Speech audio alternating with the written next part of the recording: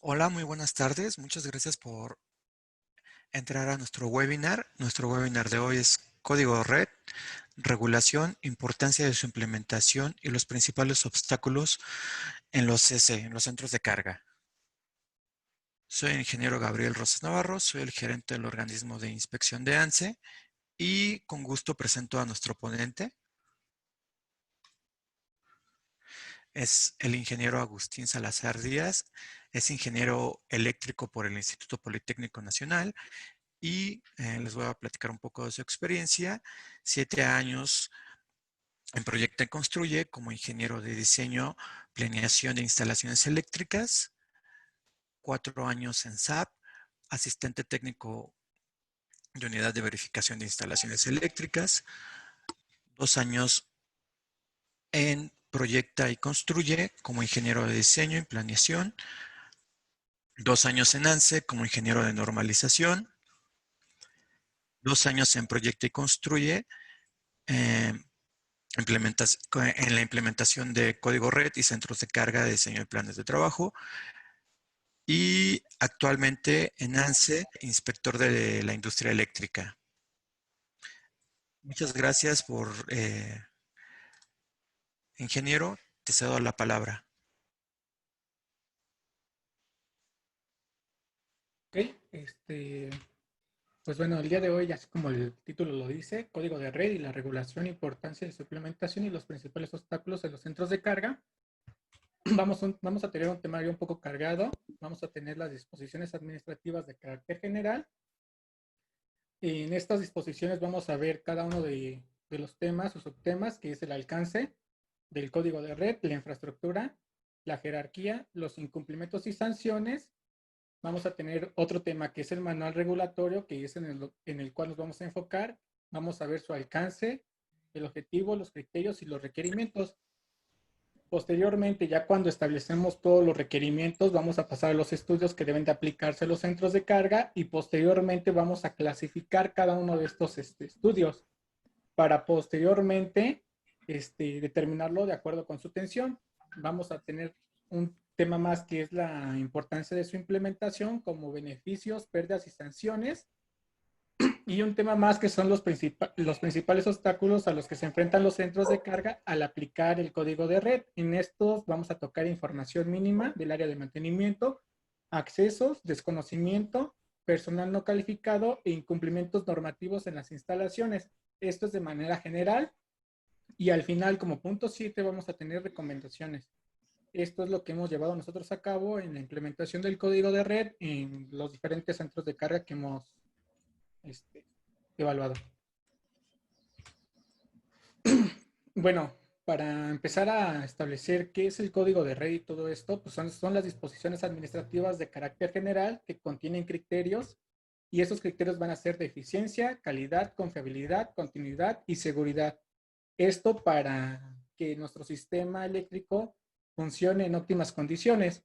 Bueno, pero ¿qué es el código de red en verdad? Pues el código de red en su alcance nos dice que la esencia del código de red es que el objetivo es permitir incentivar que se desarrolle, se mantenga y opere y se modernice el SEM que de manera coordinada con base a requisitos técnicos y operativos y que sea más eficiente y económico. Entonces, el código de red lo que tiene van a ser, son requisitos mínimos y son requisitos técnicos. Entonces, ¿quién es el que está obligado a cumplir con el código de red? Son los integrantes de la industria eléctrica. ¿Quién se encarga de su interpretación y vigilancia? Es la CRE, la Comisión Reguladora de Energía. En su estructura, el código de red tenemos que tener en claro que están divididos en disposiciones generales del SEM y disposiciones operativas, pero las disposiciones operativas a su vez están divididas en manuales y procedimientos. Para tener más en claro cómo es esta división y todo lo que es el contenido de cada uno, nos dimos la tarea de dividir lo que son las disposiciones generales y de acuerdo con la estructura están divididos en capítulos, del capítulo 1 al capítulo 7. En el capítulo 1 se ve la eficiencia, confiabilidad, y la elaboración de los programas de ampliación y modernización de la RNT y la RGD. Entonces, si se dan cuenta, el capítulo 1 está directamente con la elaboración y ampliación de la modernización. En el capítulo 2 cambia completamente. Aquí son condiciones operativas que deben de cumplir o asegurar que el sistema eléctrico, de suministro eléctrico, perdón. Y en el capítulo 3 tenemos lo que son los requisitos de las unidades de generación, prácticamente las centrales eléctricas que se interconectan al sistema eléctrico nacional. En el capítulo 4 tenemos prácticamente lo que son los requerimientos de los centros de carga y estos que se pretenden conectar al sistema eléctrico nacional. En el capítulo 5 tenemos las redes eléctricas inteligentes. En el capítulo 6 tenemos los sistemas interconectados y en el capítulo 7 tenemos el sistema eléctrico de Baja California. Entonces, si se dan cuenta, esto es nuestra estructura general y, como habíamos dicho, pasamos a lo particular, que son las disposiciones operativas. Entonces, habíamos comentado que eso está dividido en manuales y procedimientos. Entonces, si se dan cuenta, ahora la parte de disposiciones generales y la parte de disposiciones operativas tienen una similitud. ¿Por qué? Porque en las disposiciones operativas viene con el inciso A, que son la planeación para la modernización y ampliación de la red nacional y la red general de distribución.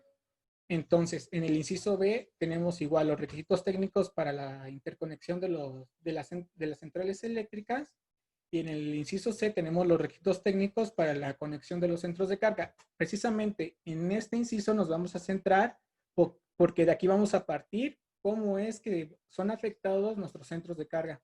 En el inciso C tenemos la coordinación operativa.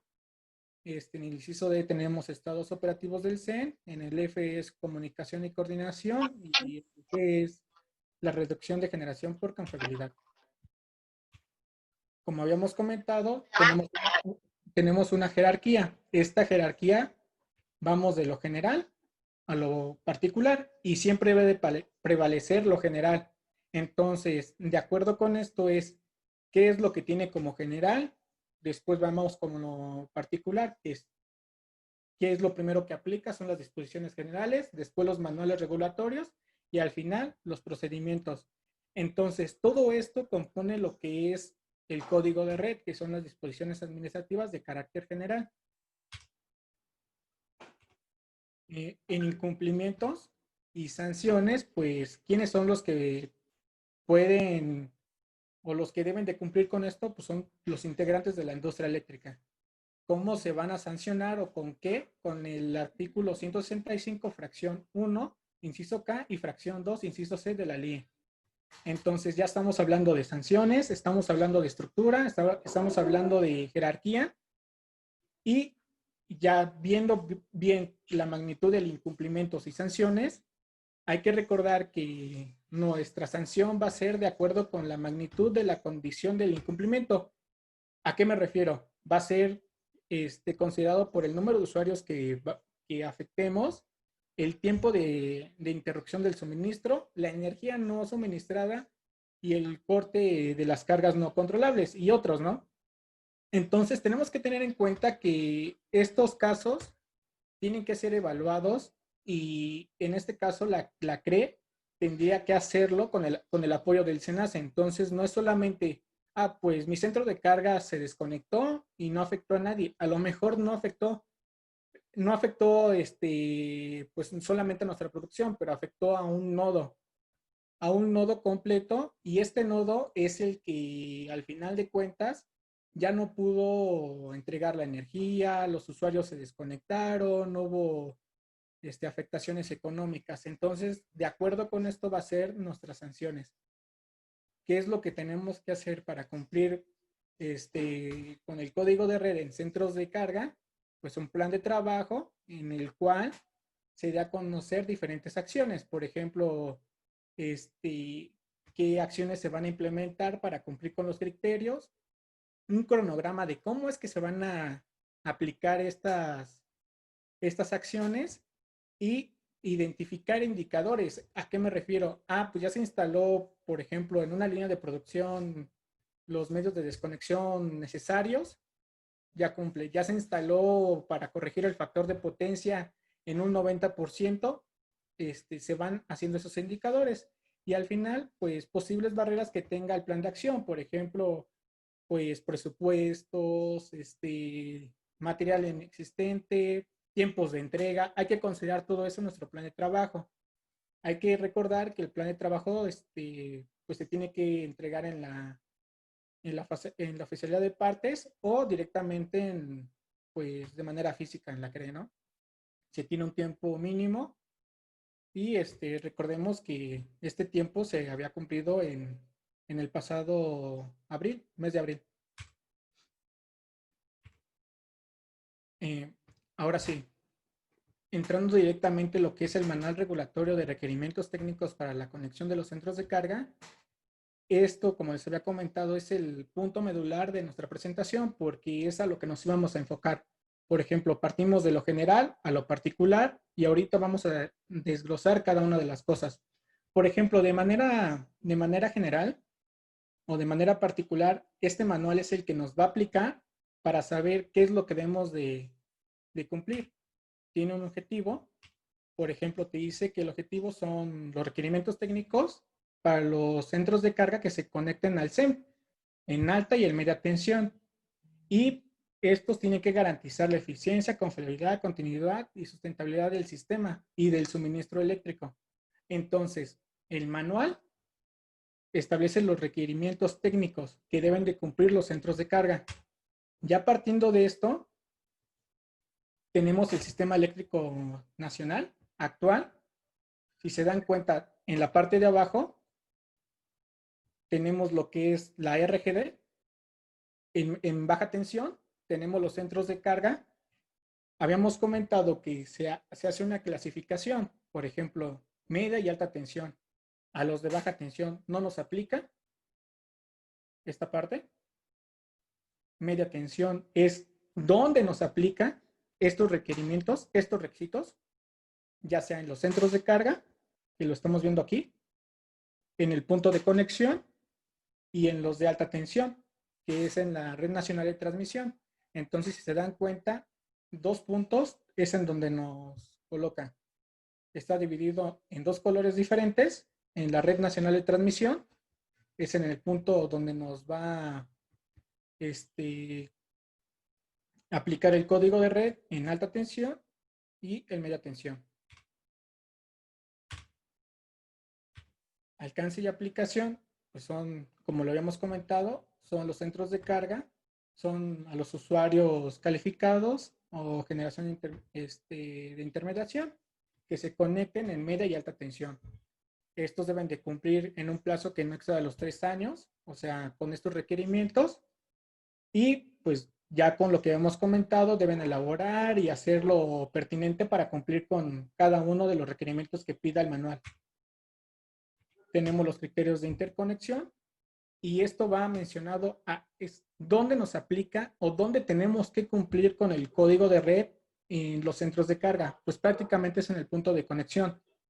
Recapitulando, en nuestro diagrama damos vista a dónde está el punto de conexión. Si se dan cuenta, está en baja tensión y está en media tensión, el punto de conexión. Y de igual manera, en alta tensión. Entonces, ya sabemos, ya identificamos dónde es donde tenemos que cumplir con los requisitos del código de red.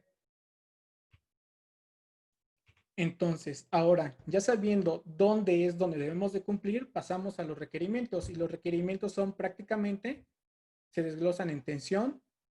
La tensión tiene que ser de variaciones de tensión en manera permanente, en manera temporal y variación de tensión. Son condiciones que se presentan en centros de carga. Tenemos que cumplir con también parámetros de variación de frecuencia. Tenemos que cumplir con cortocircuito. Esto es para tener una correcta selección y momentos de interrupción en caso de una falla.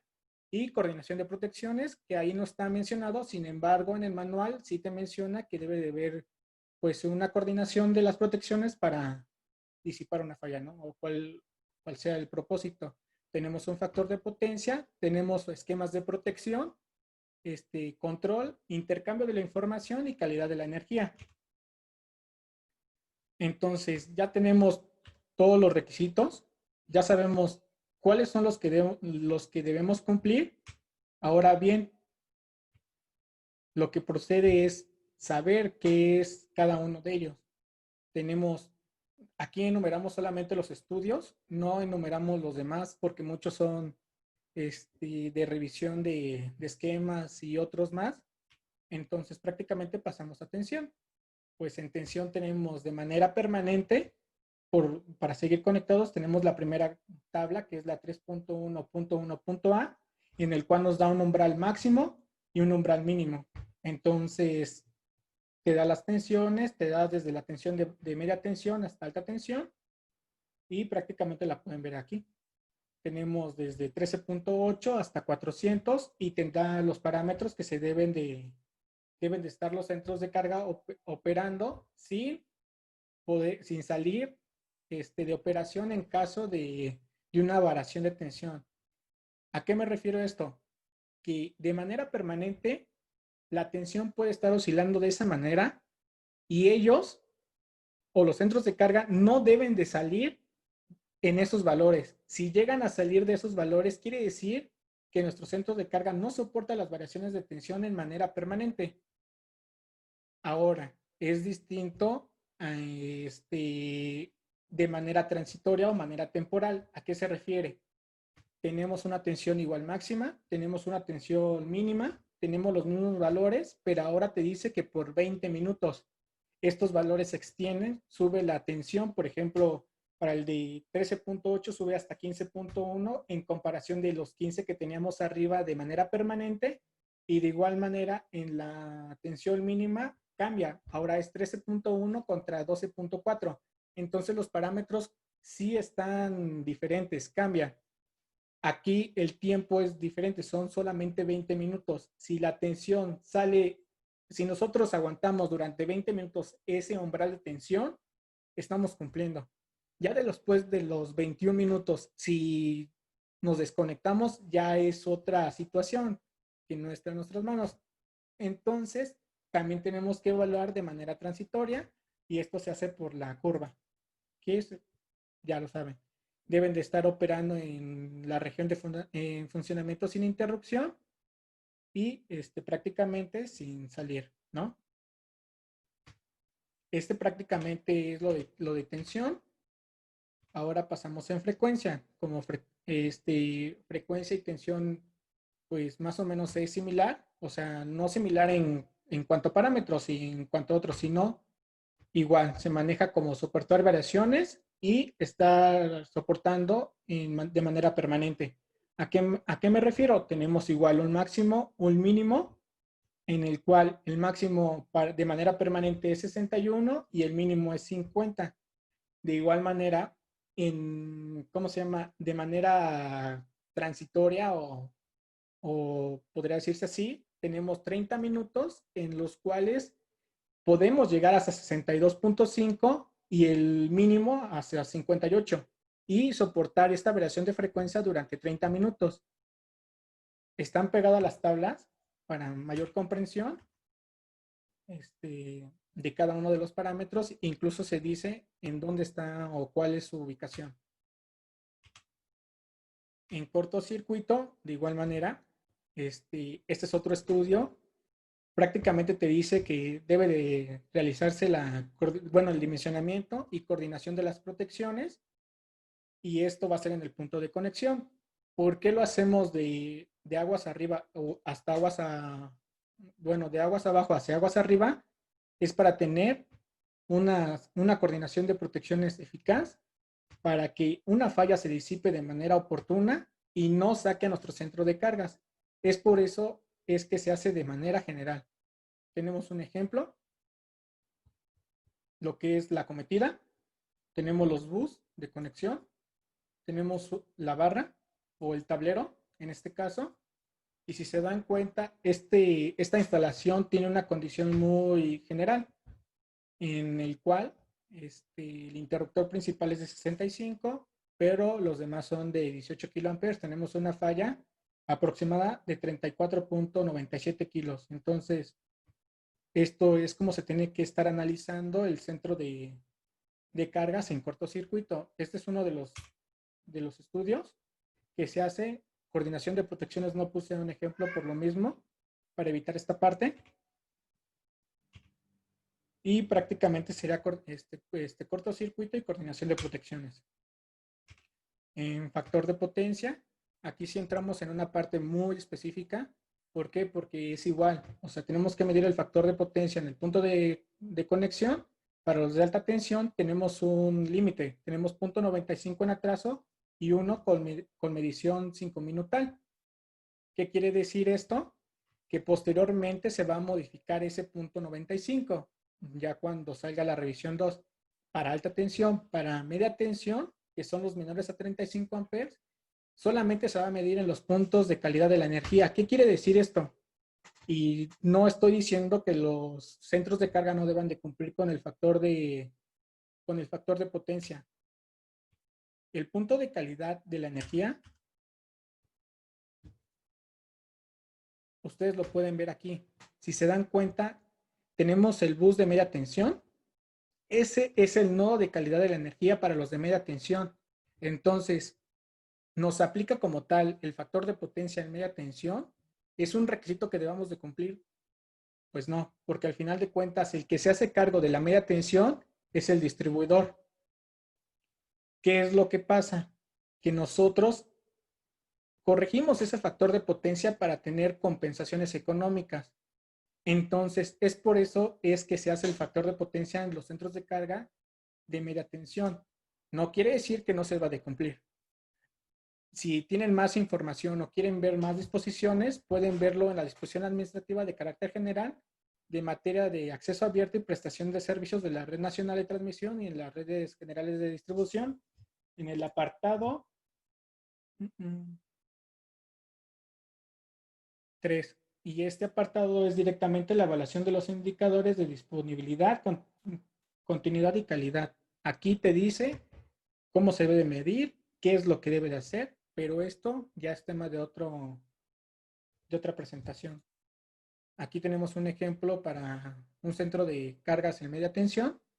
Si se dan cuenta cuánto es la facturación, el factor de potencia nos indica que lo tiene de 85.97, cargo por factor de potencia. Entonces, pues esto es para cierto centro de cargas. Entonces, nos vemos a la manera de, pues tenemos que cumplir sí o no, porque es recomendable. Y posteriormente en diapositivas y recomendaciones vamos a ver por qué sí podemos cumplir y cuál es el beneficio de cumplir con él en media tensión. Para protecciones prácticamente es igual en el punto de conexión, pero prácticamente son los esquemas de conexión. Hay un listado de especificaciones, aquí se enumeran todas las especificaciones y de acuerdo con las características del centro de cargas. No las coloqué, no voy a hacer mención a ellas porque son esquemas y al final de cuentas cada centro de cargas varía de acuerdo a las condiciones de operación. Por ejemplo, CCFs, desconectadores automáticos, no sé, tendrían que revisar cada uno y cada cosa que tiene el centro de cargas para poder aplicar cada uno de los criterios. En calidad de la energía es lo mismo. Tenemos una clasificación, solamente habíamos determinado deben de cumplir con distorsión armónica en corriente para media tensión y para alta tensión tenemos distorsión armónica en corriente, fluctuaciones de tensión y desbalanceo de corriente. Tenemos prácticamente las tablas. Si se dan cuenta, la primera tabla es para tensiones mayores a 69 kilovolts. La de abajo es de 69 hasta 161 kilovolts y posteriormente la última es de 161 hacia arriba. Entonces aquí tenemos la relación de de impedancia relativa o razón de cortocircuito y los criterios de cómo van a ser evaluados, ¿no? Y su distorsión armónica en porcentaje. Tenemos equipos instalados de calidad de la energía que hemos nosotros llevado a cabo, desde el transformador en media tensión, en tableros y cómo lo llevamos con el equipo de protección. Ahora bien, ya que sabemos cuáles son los estudios que nos aplican, tenemos que hacer una clasificación. Esta clasificación va a ser por nivel de tensión en el punto de conexión. Lo vamos a clasificar en media tensión y en alta tensión. Para media tensión es de 1 kilovolt hasta 35 kilovolts y los numerales o los estudios que nos aplican es tensión en el numeral A, B y C, las tablas 3.1.1.A, la B y la figura 3.1.1.A. Tenemos en el numeral de frecuencia el 3.2 y prácticamente tenemos variaciones de frecuencia de manera permanente y temporal y variaciones de frecuencia ante la conexión y desconexión de centros de carga. Tenemos el cortocircuito, protecciones, control, intercambio de la información y en calidad de la energía solamente el único que nos aplica es desbalance de corriente en la tabla 3.8.E. Entonces ya tenemos qué es lo que nos aplica para media tensión en centros de carga. Ahora bien, tenemos ejemplos, más o menos cómo se pueden dar a cabo, cómo es la conexión de un centro de carga. Tenemos las transiciones y estas van a un transformador. De esta manera se pueden dar una idea de cómo es la media tensión. En alta tensión tenemos lo mismo, tenemos los mismos estudios, pero aquí tenemos tensión, frecuencia, cortocircuito, factor de potencia, protecciones, control, intercambio de la información y calidad de la energía. Si se dan cuenta, en esta clasificación, aquí sí sube. ¿Por qué? Porque ya tenemos factor de potencia y en calidad de la energía tenemos fluctuación de tensión, o sea, los flickers y el desbalance de la corriente. Distorsión armónica en corriente. Entonces, si se dan cuenta que ya tenemos más criterios que evaluar en alta tensión y estos son mayores a 35 kilovolts. Aquí tenemos ejemplos de equipos en alta tensión, como van a poder identificar. O sea, tenemos una subestación, líneas de transmisión, una subestación, interruptores y pues transformador, ¿no? Esto es prácticamente cómo se pueden dar una idea de lo que es alta tensión y lo que es media tensión. Bueno, llegando a este punto de la importancia de su implementación, nosotros nos hemos dado cuenta de lo siguiente, y esta es una recomendación para prácticamente todos los centros de carga. Tenemos o dividimos de esta manera en tres cosas. Tenemos una condición operativa, económica y de seguridad. Van ligados de la mano cada una de ellas porque en la operativa, al momento de que detectamos una falla o detectamos posibles fallas en equipos, también evitamos pérdidas monetarias por una desconexión en un proceso o en una línea. En seguridad, imagínense que una persona esté operando ese equipo, se presenta la falla, podemos tener una pérdida humana. Entonces van ligadas una contra la otra. También en operativas tenemos actualización de equipos eléctricos. A esto me refiero con eficiencia. No es lo mismo operar una instalación con un equipo de hace 10 años con un equipo que actualmente está actualizado. O sea, los niveles de eficiencia cambian, incluso son menos robustos, tienen diferentes condiciones, diferentes capacidades. O sea, cambia en eficiencia, equipo, espacio, entre otros, ¿no? Y en abajo, en económicos, al momento de cambiar estos equipos, también tenemos ciertos beneficios. Estos beneficios van ligados a los consumos y por lo tanto a lo que vamos a pagar al final de la facturación o al final del bimestre o como lo estén cobrando, ¿no?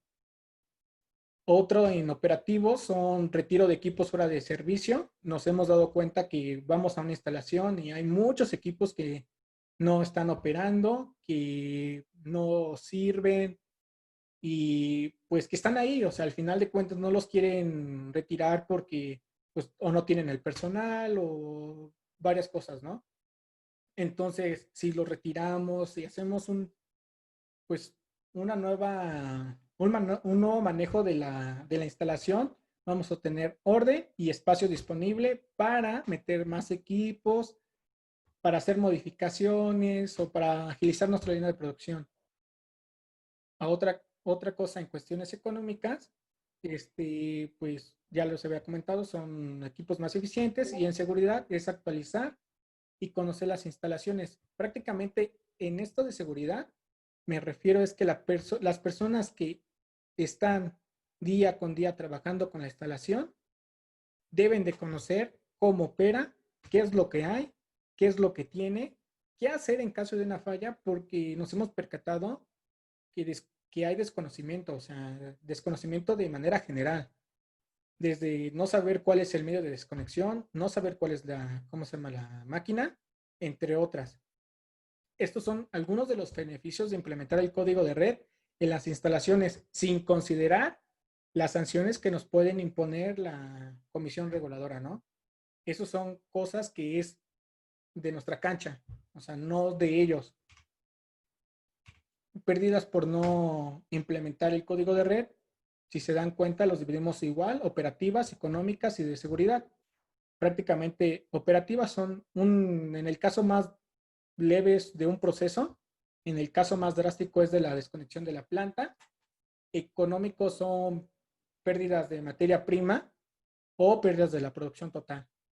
En seguridad, pues como lo habíamos comentado, son pérdidas por fallas, o sea, una pérdida humana, y eso es de lo más crítico. O sea, podemos enumerar un sinfín de pérdidas, sin embargo, estamos yendo como que a lo que nos puede pegar en dado caso de una falla o por cuestiones de operación y económicas y de seguridad, ¿no?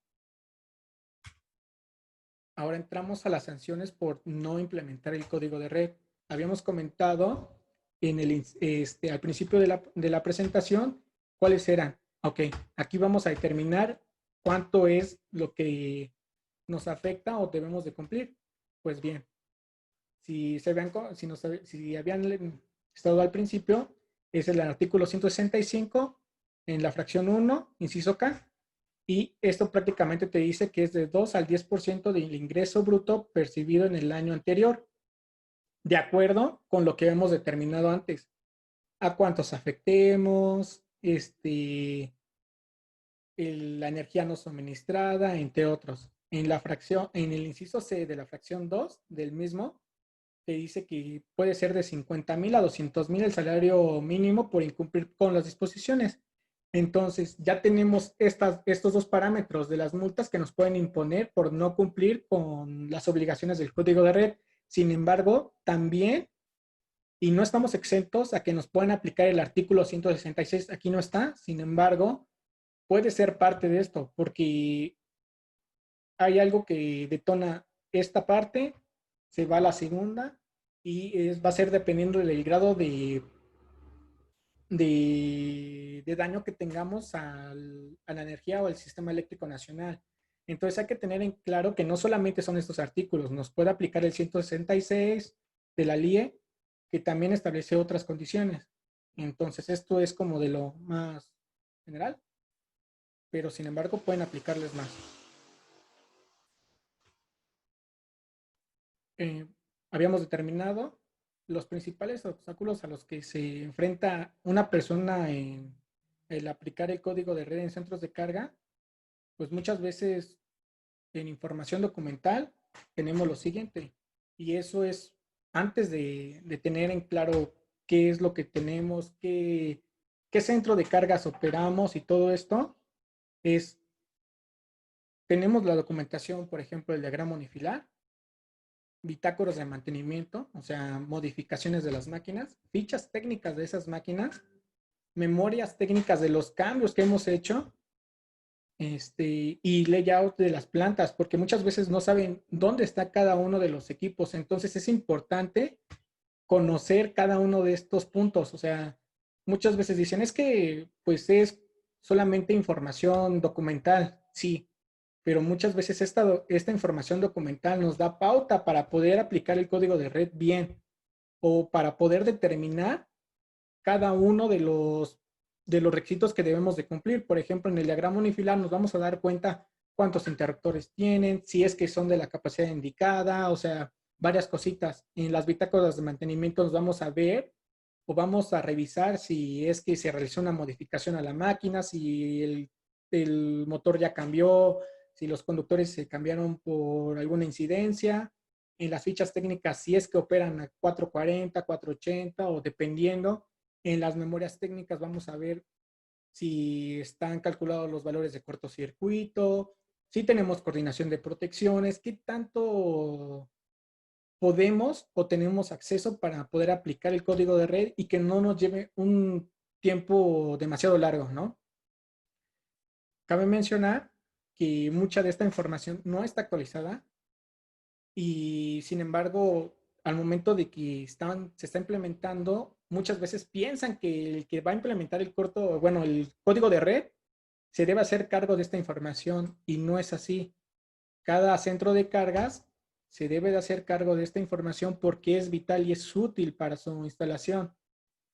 Entonces, hay que tener en claro qué es del centro de cargas, qué es de la persona que te va a implementar el código de red o determinar el grado de cumplimiento con el código de red, más que nada. Aquí tenemos un ejemplo de diagramas unifilares, a lo mejor no se ven. Este es el diagrama unifilar de la planta que tenían en su tiempo. Si se dan cuenta, es cómo estaba la instalación prácticamente. Y después, cómo queda cuando nosotros entramos a revisar cada uno de los parámetros, desde la cometida, los transformadores, pues las plantas de generación, los centros de, bueno, las cargas, o sea, completamente cambia el diagrama, los parámetros, valores, capacidades de las máquinas, interruptores, especificaciones, prácticamente eso es lo que nos va a dar pauta para aplicar cada uno de los requisitos que vamos a estar determinando, por ejemplo, en coordinación de protecciones, cálculo de cortocircuito, dónde se están instalando los analizadores de calidad de la energía y entre otros, ¿no? En accesos hemos tenido sí muchos percances porque el personal del centro de cargas no sabe cuál es el equipo de protección indicado para esa línea de producción. Entonces, muchas veces, no, cuando nosotros vamos y nos damos cuenta, pues necesitamos un equipo especial y no podemos acceder prácticamente a esa zona. Otro se hace por paros y libranzas no solicitados por el área de producción. Si bien se sabe que nosotros estamos implementando el código de red, metemos un permiso para hacer la libranza de esa parte o en su caso solicitar el equipo de protección mínimo indicado para operar sin hacer la libranza.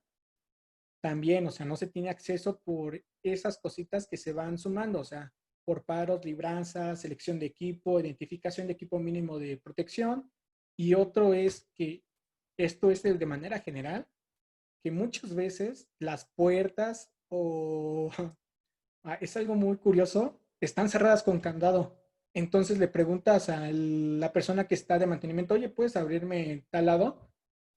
Porque tiene candado, ¿no? Vas, tiene candado y te percatas de, pues que el de mantenimiento tampoco tiene la llave. Y te vas con el superior y tampoco tiene la llave. Entonces, imagínense, van, que ocurra una falla y que el medio de desconexión esté prácticamente en esa zona. De aquí a que encuentren la llave del candado, ya se pudo dañar el equipo. En el peor de los casos, ya pudo haber muerto una persona por una falla u otro, ¿no? Entonces, eso es que es lo que nos hemos percatado, sin darnos más de que pues no podemos acceder a la zona para realizar los trabajos indicados para llevar a cabo el código de red.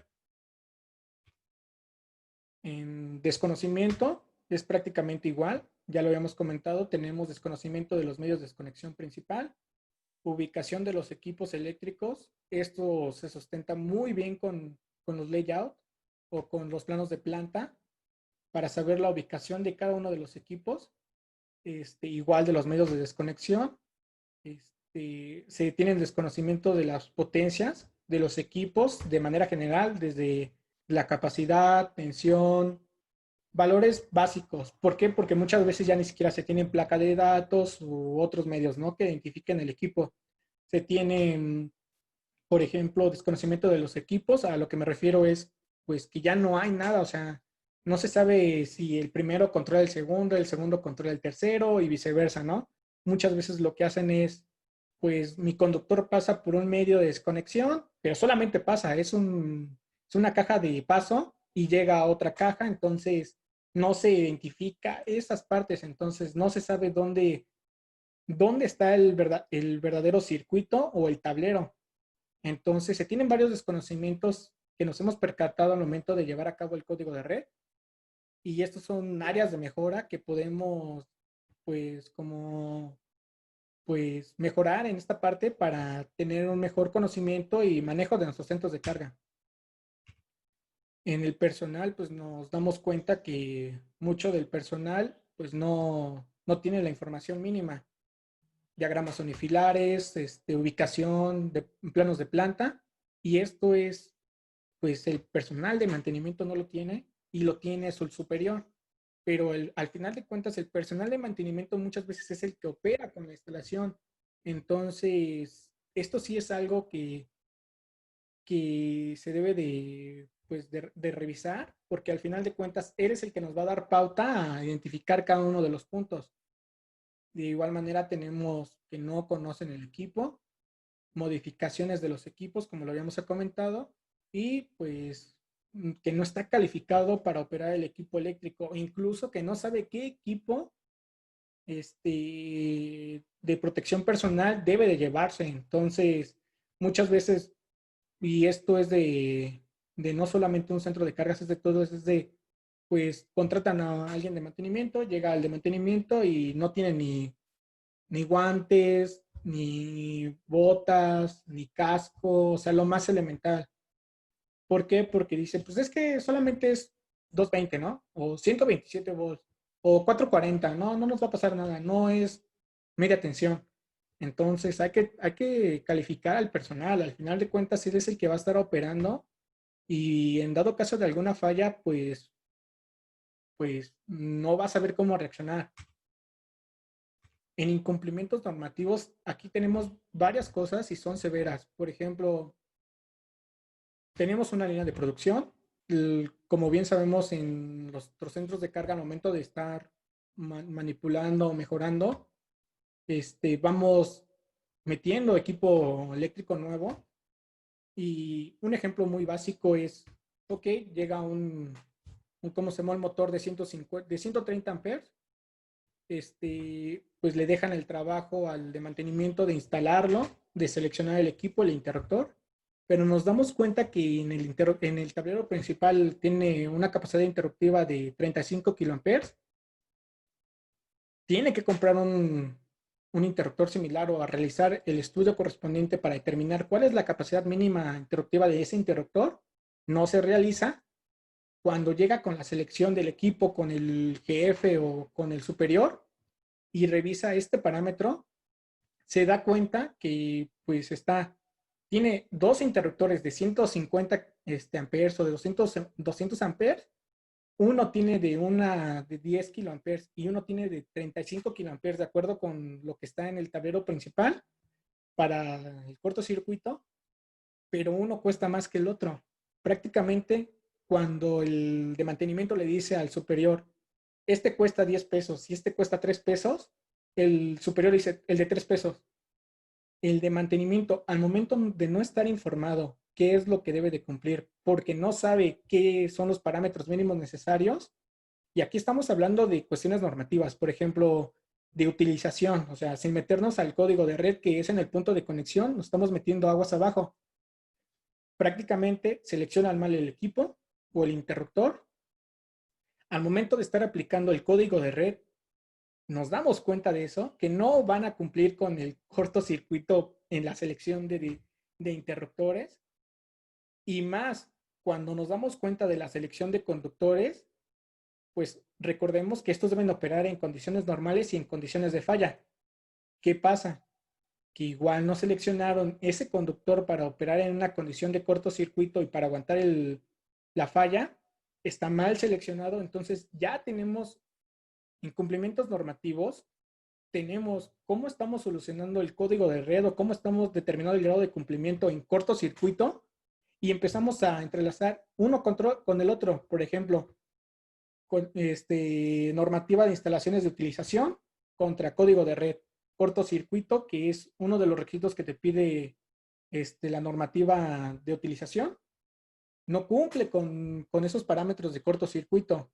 Ahora bien, llegamos a la selección de canalización y conductores de puesta a tierra no se tienen, los conductores están tirados, o sea, hay un sinfín de incumplimientos normativos y no solamente en el código de red, o sea, nos damos cuenta que hemos ido dejando desde lo más básico hasta lo más, o sea, desde lo general hasta lo particular, al, al momento de no estar cumpliendo o no estar capacitando a nuestro personal.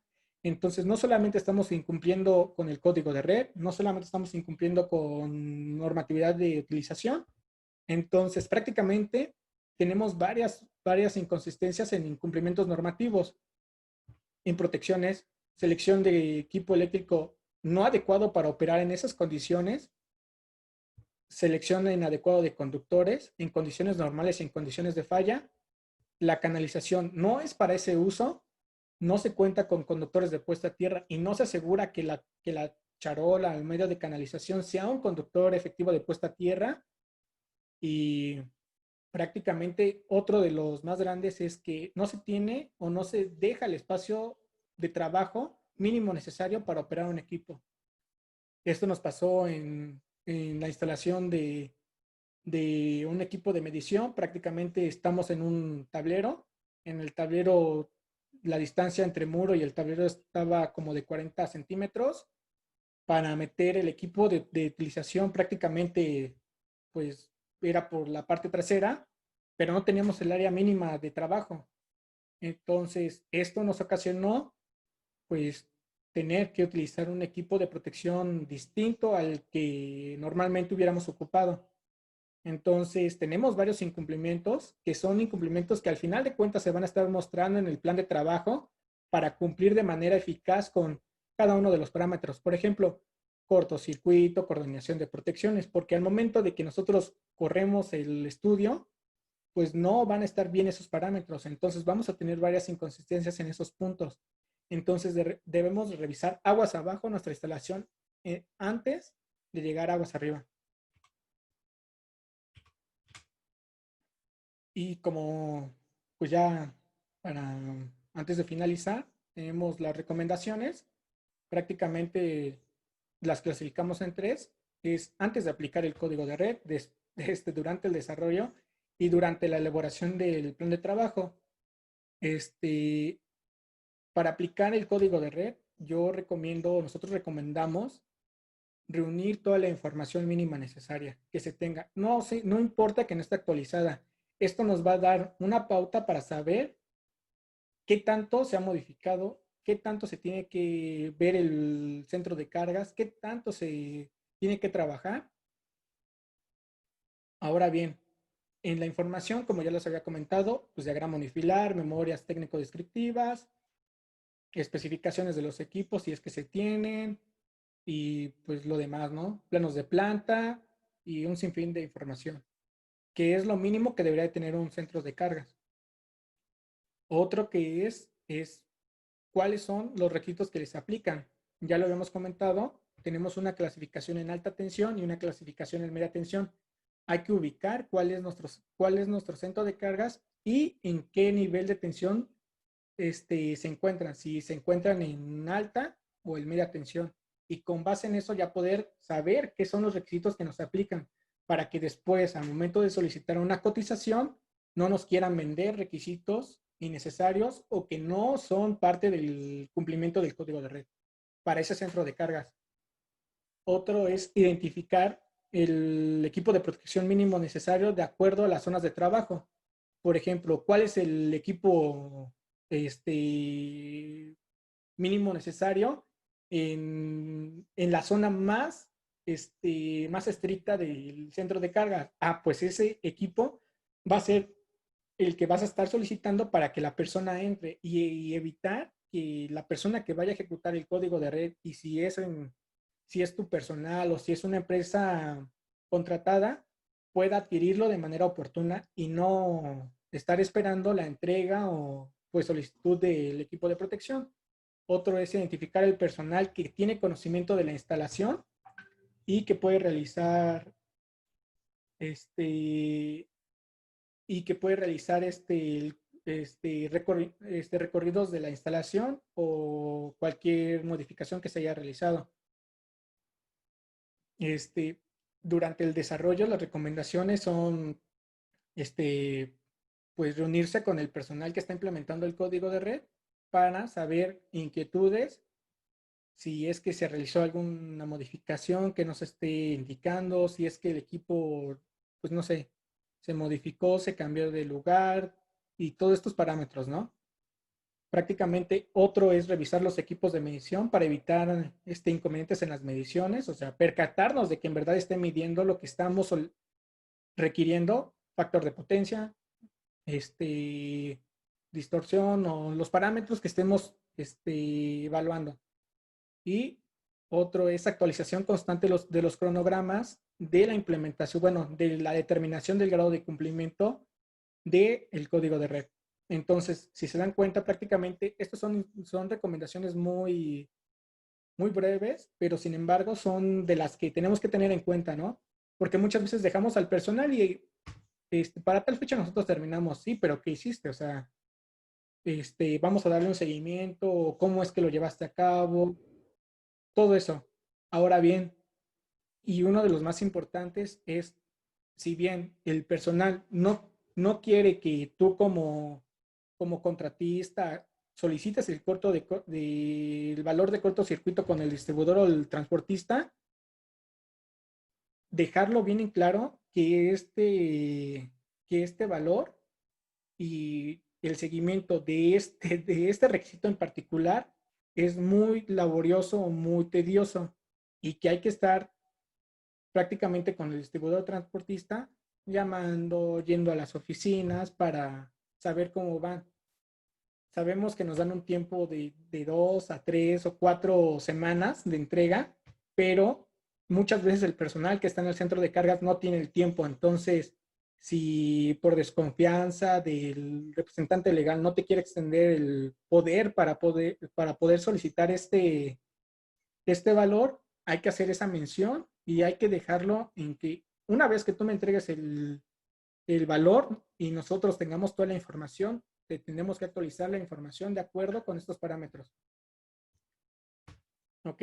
Y durante la elaboración del plan de trabajo, que es la esencial de esta determinación, es que no solamente se vayan por una solución o desviación detectada. Esto es algo que ha pasado muchas veces y cuando aplican el código de red, una empresa X, no voy a decir nombres ni nada, llega y dice, ¿sabes qué? Necesitas para corregir tu factor de potencia un equipo Y, ¿no? Pero ese equipo Y cuesta exorbitante, o sea, es lo último de la tecnología, ¿no? Pero en verdad lo necesitamos para el centro de cargas, o sea, estamos viendo si en verdad, o sea, es lo que se necesita.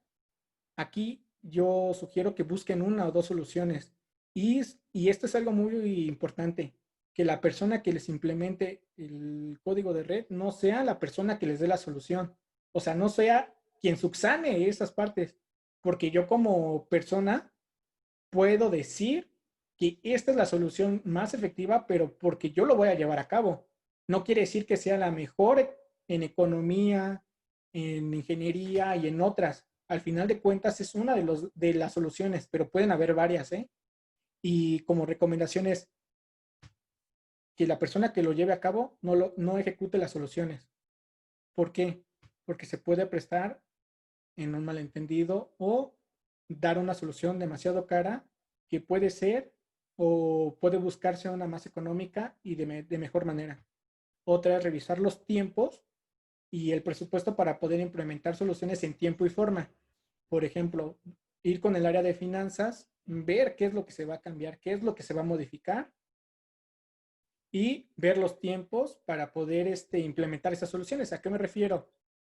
Tiempos de entrega, tiempos de instalación y, y los sin fin, ¿no? Que nos puede surgir al momento de requerir algún equipo. Otro es posibles modificaciones por cambio de equipo no disponible. ¿Qué pasaría si nosotros en nuestro plan de trabajo decimos necesitamos instalar este tal equipo, ¿no? Un CCM o vamos a cambiar el tablero, pero ya no hay. Tenemos que hacer una modificación a nuestro plan de trabajo. Tenemos que llevar en cuenta esta modificación y si es que la solución va a estar de acuerdo con eso. Entonces, tenemos que elaborar en el plan de trabajo las posibles afectaciones que vamos a tener por equipo no disponible o por alguna modificación en ese equipo. Entonces, si se dan cuenta, todas estas recomendaciones son de manera general, o sea, son lo que nos hemos dado cuenta nosotros en el transcurso de la implementación del código de red en diferentes centros de carga. Sin embargo, pueden haber más. O sea, y aquí aclaro algo, ¿eh? O sea, este, como tal, o sea, lo que es el cumplimiento con la normativa, desde el código de red hasta la utilización de las instalaciones, o sea, debe de estar de la mano. O sea, debemos tener en cuenta que si vamos a hacer una modificación, debe de cumplir con la normativa mexicana. ¿Por qué? Porque muchas veces decimos, pues nada más cambiamos esto.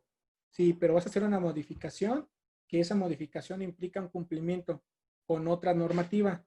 Entonces, hay que unirlo, no hay que separarlo. Cabe mencionar que estos incumplimientos no son de injerencia del código de red, pero, sin embargo, nos afectan. ¿Por qué? Porque van a ir de la mano. O sea, al final de cuentas, si nosotros a lo mejor cambiamos ese equipo, pero no revisamos el cumplimiento con la normativa mexicana, pues estamos descuidando una parte por cumplir con otra y debe de estar de la mano, debe estar ligado, ¿eh? Al final de cuentas, uno debe estar de la mano con el otro. O sea, así como arriba, como abajo. Prácticamente estas son nuestras recomendaciones. Con eso concluimos la presentación del día de hoy. Muchas gracias, ingeniero Agustín. Si no hay nada más que agregar, les agradecemos mucho su participación.